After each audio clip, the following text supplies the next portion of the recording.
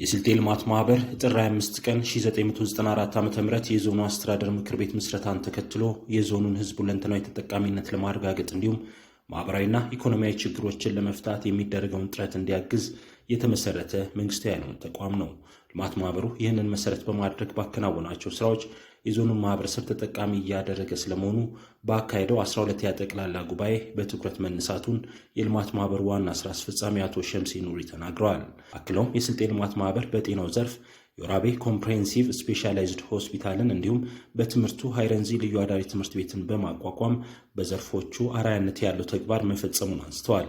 ከዚህ ባለፈም የስልጤን ብሔረሰብ ባህልና ቋንቋን በማሳደግ ረገድ ድርሻው የላቀ ነው።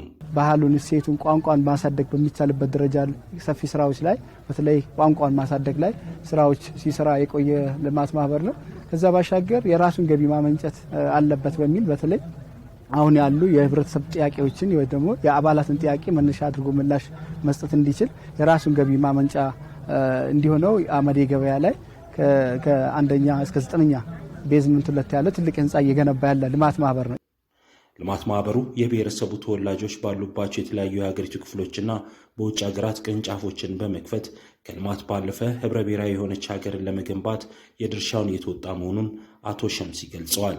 እስካሁን ባለው ከዞን ውጪ ከ11 ቅርንጫፎች ጽህፈት ቤቶች በላይ ነው ያለን ከስልጤ ዞን ውጪ ማለት ነው። ያ ማለት በየሄደበት በከፈታቸው አንደኛ የህዝብ ለህዝብ ትስስሩን ያጠናክራል፣ ሁለተኛ ከሚኖርበት ማህበረሰብ የሰጥቶ መቀበል የጋራ እሴቱን በጋራ ያመዝ ልዩነቱን አክብሮ በጋራ ተግባብቶ የሚኖር ማህበረሰብ ነው። ለዚህ ደግሞ አንዱ ትልቅ አስተዋጽኦ ያደረገው ልማት ማህበር ነው። ብቻ እሱን አይደለም፣ በሀገር አቀፍ የሚገደብ አይደለም። እስከ ውጭ ሀገር አሁን በቅርቡ ዱባይ፣ ኳታር እንደዚሁም ቅርንጫፍ ጽህፈት ቤቶችን ከፍተናል። ያ ማለት እዚያ ያሉ ማህበረሰቦችን የስልጤ ተወላጆችን ትስስር ፈጥራለን ማለት ነው። በስልጤ ልማት ማህበር 12ኛ ጠቅላላ ጉባኤ ላይ የተሳተፉና ያነጋገርናቸው የብሔረሰቡ ተወላጆች ዞኑ ከተመሰረተ ጀምሮ ልማት ማህበሩ ለነዋሪው አስፈላጊ የሆኑ ተግባራትን ሲፈጽም መቆየቱንና ይህንንም ተግባር አሁንም ማጠናክሮ መቀጠል ያስፈልጋል ብለዋል። ህብረተሰቡ አንደኛ አመራሩ እስኪወርድ ድረስ ጠባቂ መሆን የለበትም። በራሱ ለራሱ ላመነበት ጉዳይ መፈጸም አለበት እላለሁ።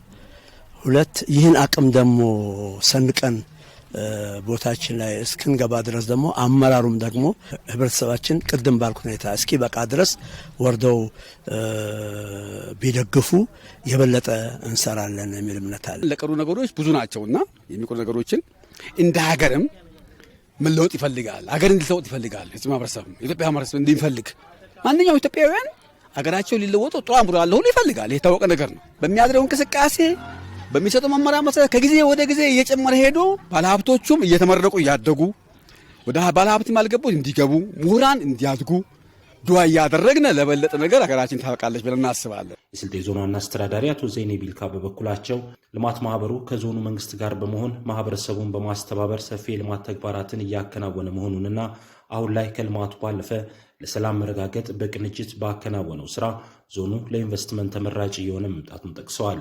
የዞኑ ህብረተሰብ እና አጠቃላይ መንግስቱ ሰላም ለልማት ቀጣይነት ለሀገር ጠንካራ መሰረት መጣልና የጋራ አገር ለመገንባት የተረጋጋ ሁኔታ ወሳኝነት እንዳለው ያምናል። በዚህም ምክንያት የመንግስት መዋቅሩ ጠንካራ ስራዎች ይሰራል። በትልቁ ማህበረሰቡ በዚህ ስለሚያምን የሀገር ሽማግሌዎች መዋቅር አለን። የሚገጥሙ ችግሮችን በቅርበት ይፈታሉ። ከሃይማኖት ተቋማት በቅርበት እንሰራለን። የስልጤ ልማት ማህበር በቀጣይ ተቋሙን የማዘመንና ዲጂታላይዝድ ማድረግ ላይ ትኩረት ሰጥቶ እንደሚሰራም ነው የማህበሩ ዋና ስራ አስፈጻሚ አቶ ሸምሲ ኑሪ የተናገሩት። ስለዚህ ልማት ማህበሩ እንደ ተቋም ራሱን ችሎ ተገንብቶ መሄድ በሚችልበት ተቋሙን የማዘመን ዲጂታል ማድረግ ሌሎች ስራዎች ላይ ስትራክቸሩን በአዲስ መልክ ወቅቱን በሚመስል ደረጃ ላይ የመቃኘት አሁን ወቅቱ የሚጠይቀውን ጥያቄ ምላሽ ማህበረሰቡን ማግኘት የሚችል ትልቅ ተቋም መገንባት አለበት በሚል ቅድመ ዝግጅቱን አድርጎ ወደ ስራ የገባ ልማት ማህበር ነው ብለን መውሰድ እንችላለን።